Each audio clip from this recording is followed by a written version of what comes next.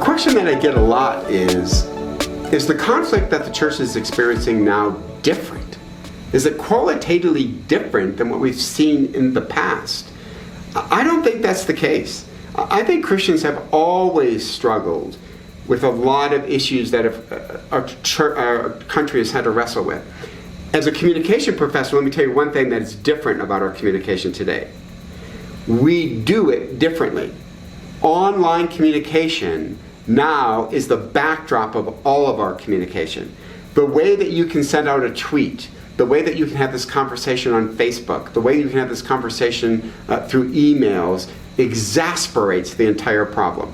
It used to be, if you had a conflict, then your group would get together at a town hall meeting and would hash it out. Or you would get together at a pub and hash it out. Today, Secretary Hillary Clinton said the new public square is the internet. And the internet today, most scholars would agree, heightens my feelings of animosity towards you. It allows me to live out stereotypes towards you. It takes it from a 5 and kicks it to a 10.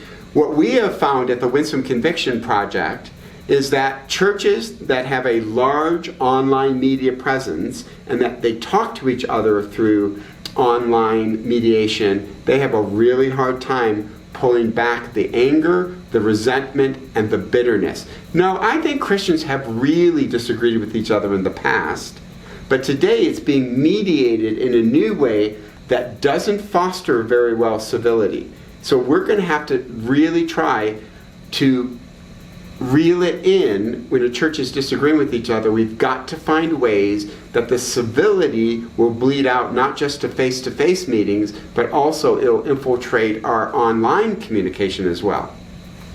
So if online uncivil communication is the problem in your church, the next question that we often get is, well, what's next? Do we just shut down the whole system? No, the answer is not to shut down the whole system. But we have to take a page from martial arts training at this point. I've been teaching martial arts and helping women at domestic violence shelters, self-defense for almost 2 years now. The founder of American Karate has a fascinating quote. He says this: spirit precedes technique. Spirit. How you enter a fight, your attitude in entering a fight will dictate how effective the techniques are. So let me say to a church where this vitriolic communication is happening via the internet, first thing we have to do is take a page from modern karate. Spirit needs to come first.